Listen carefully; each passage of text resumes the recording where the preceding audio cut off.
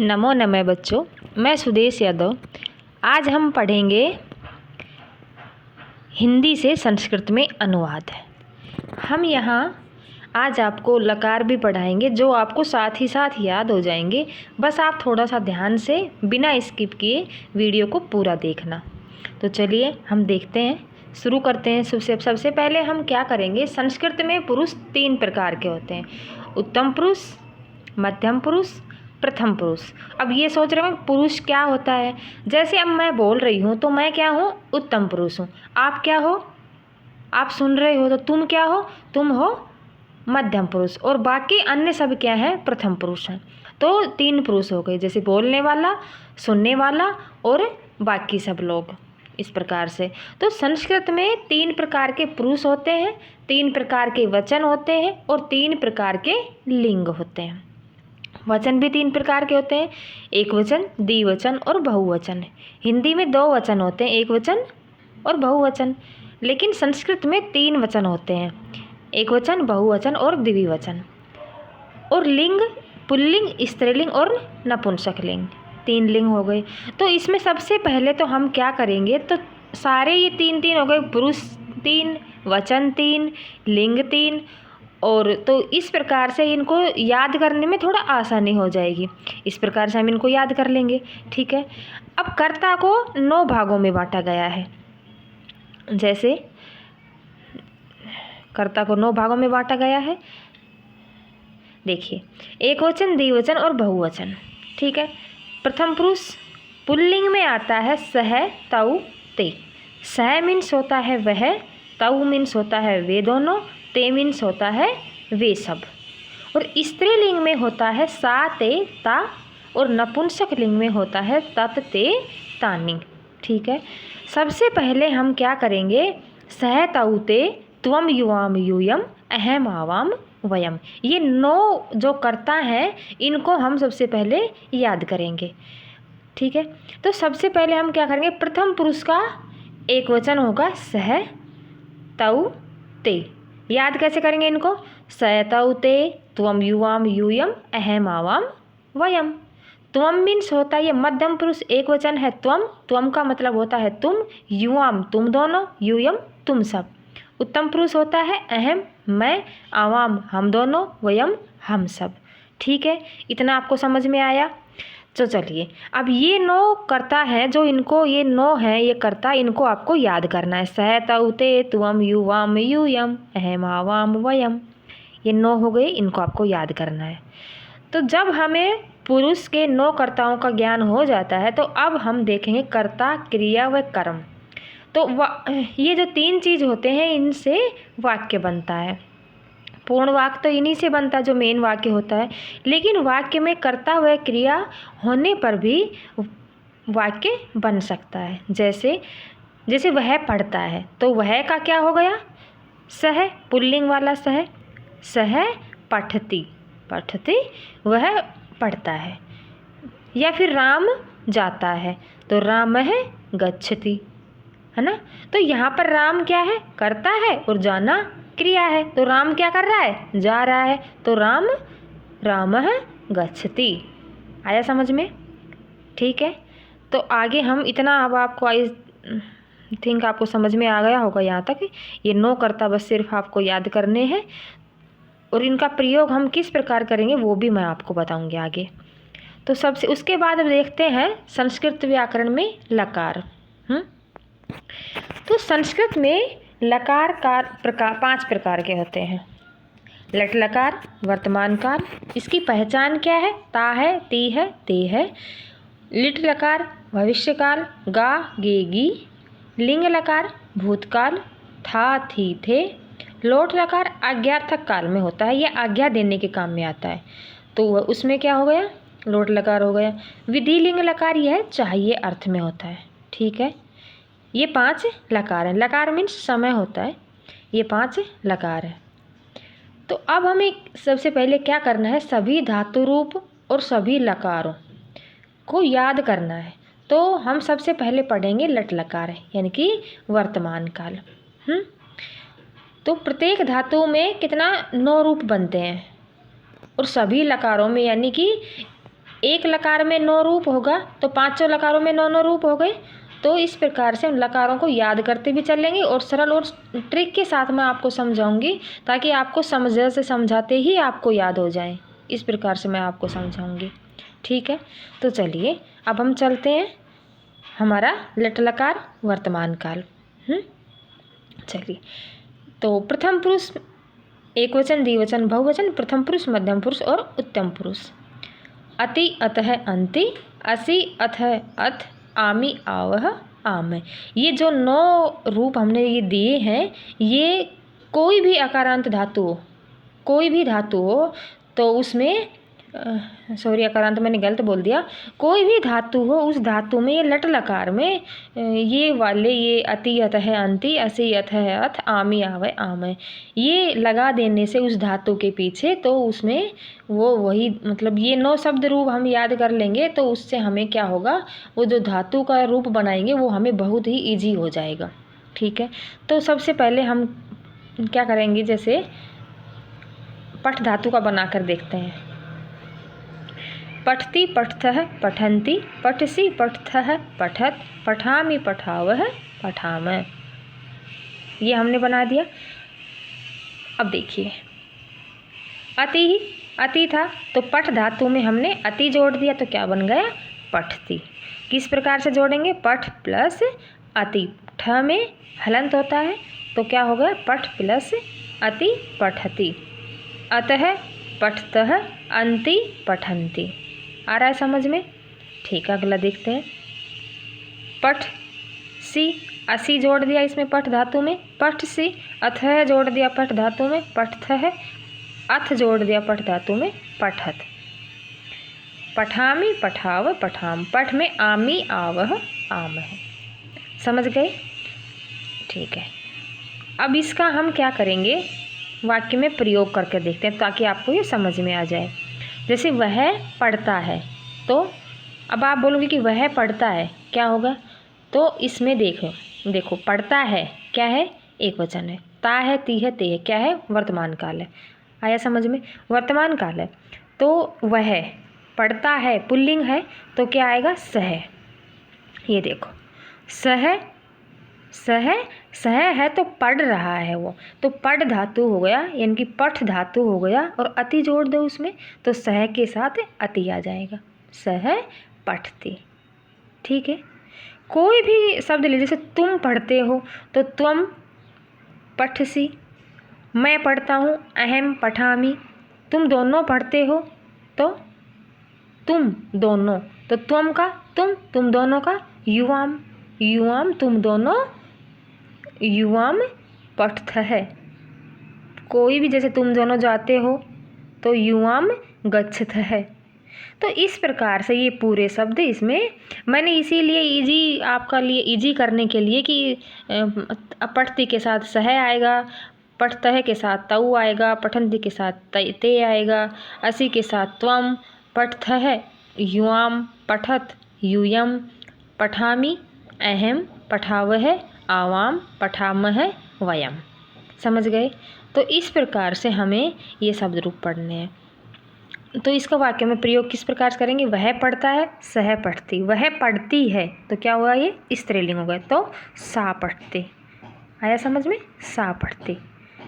अगर आपको ये वैसे याद नहीं हो ना तो पुल्लिंग को इसमें क्या बोलेंगे इंग्लिश में ही, स्त्रीलिंग को सी, नपुंसक लिंग को इट।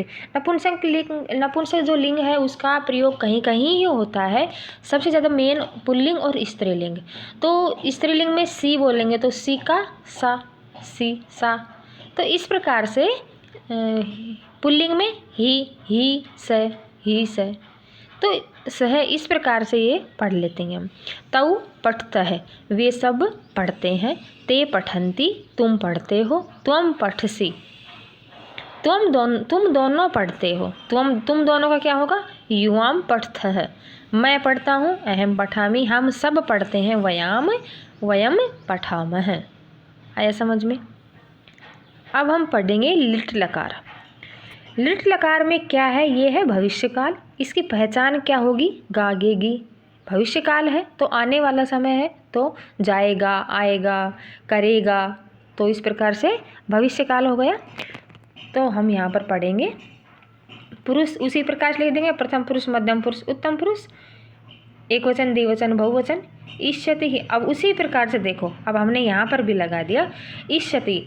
ये एक प्रकार से एक ट्रिक लगा लो कि कोई भी धातु के पीछे इष्यति, इष्यतः, इष्यन्ति जोड़ दोगे तो वह भविष्यकाल का हो जाएगा। इष्यति, इष्यतः, इष्यन्ति, इष्यसि, इष्यथः, इष्यथ, इष्यामि, इष्यावः, इष्यामः। तो इस प्रकार से ये हो गया, ये 9 शब्द रूप हो गए, 9 इसके हो गए, कर्ता हो गए, ये नहीं सॉरी 9 ये जो हमने ये पढ़ा है ये हो गया इसका। तो इष्यति ही। अब देखो हमने लट लकार में अति, अतः, अंति, इसका लास्ट का ये शब्द देखो, इसका देखो, इसका देखो, प्रथम पुरुष है जो, देखो देखो इसका ये वाला देखो,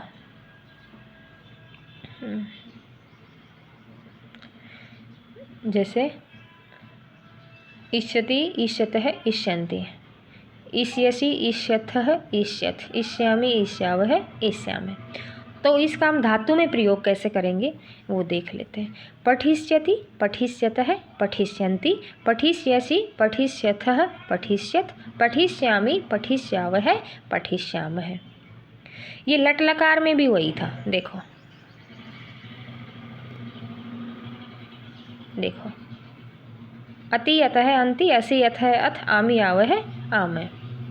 यहाँ पर भी लास्ट में वही शब्द आ रहा है, तो आपको याद करने में कोई तकलीफ नहीं होगी। अति, अतः, ईशतः, इष्यते, ईशतः, इष्यन्ति, इष्यसि, इष्यथः, इष्यथ, इष्यामि, इष्यावः, इष्यामः। दूसरी बात यह है, इसमें प्रथम पुरुष में एक भी विसर्ग नहीं है, ना ही एक भी हलंत है। द्विवचन में तीनों में विसर्ग है और बहुवचन में, उत्तम पुरुष में, बहुवचन में एक विसर्ग है बस, और बाकी कहीं भी इसमें विसर्ग, एक वचन में तो विसर्ग ही नहीं है। तो अब देखते हैं, यहाँ पे देखो ये हमने लगा दिया इसमें एक वचन, द्विवचन, बहुवचन।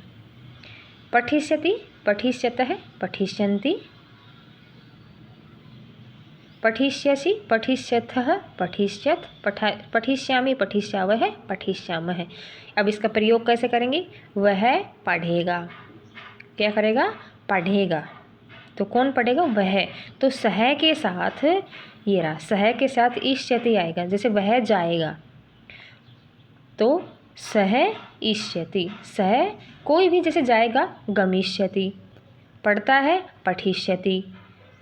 तो इस प्रकार से इसके शब्द रूप, इसके वाक्य बन जाएंगे। सह पठिष्यति, वह पढ़ेगी, सा पठिष्यति, ये दोनों पढ़ेंगे, तौ पठिष्यतः, तुम पढ़ोगे, त्वं पठिष्यसि, तुम सब पढ़ोगे, यूयं पठिष्यथः, हम दोनों पढ़ेंगे, आवां पठिष्यावः, हम सब पढ़ेंगे, वयं पठिष्यावः। ठीक है, आया समझ में आपको। तो इस प्रकार हम पढ़ेंगे अब लिंग लकार। तो लंग लकार में क्या होता है, ये है भूतकाल है, इसका पहचान क्या है, था, थी, थे। आया समझ में। इसमें हम क्या करेंगे, जो कोई भी जैसी धातु है उसमें उससे पहले ए लग जाता है, इसकी पहचान यही है, किसी भी धातु के सामने ए लग जाएगा। ए पठत, ए पठताम, ए पठन, ए पठ, ए पठतम, ए पठत, ए पठम, ए पठाव, ए पठान। समझे।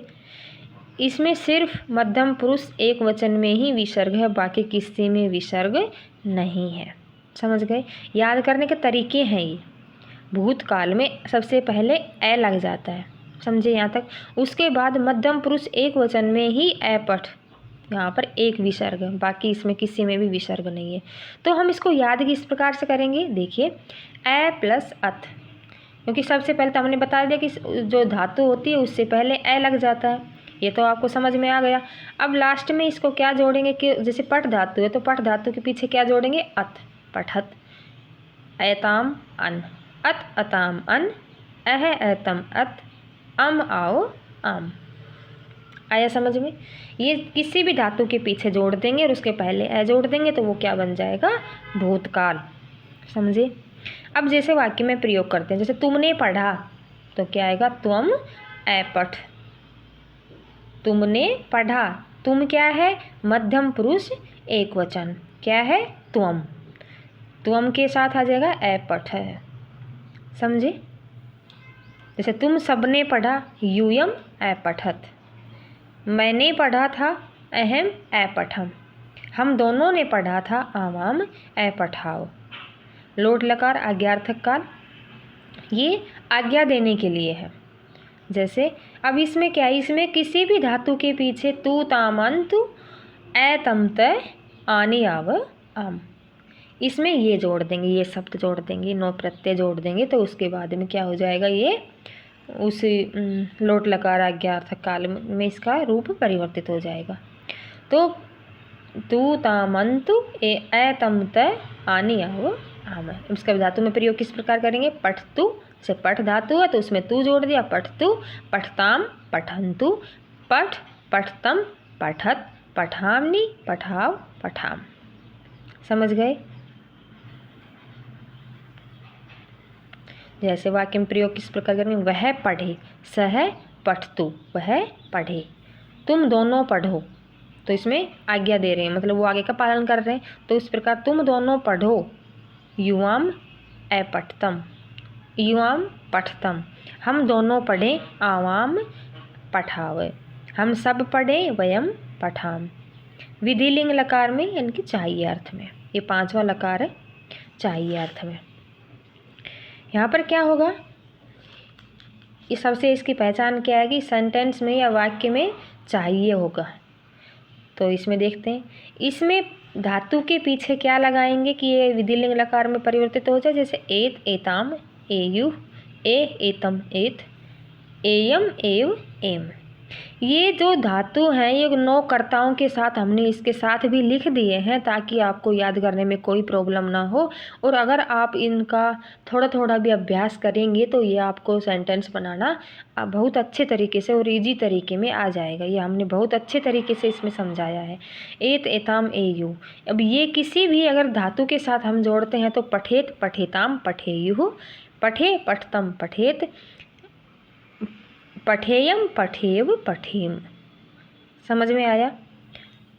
ये देखो हमने भी ये धातु के साथ जोड़ दिए, पठेत पठेताम पठेयुः, पठे पठेतम पठेत, पठेयम पठेव पठेम।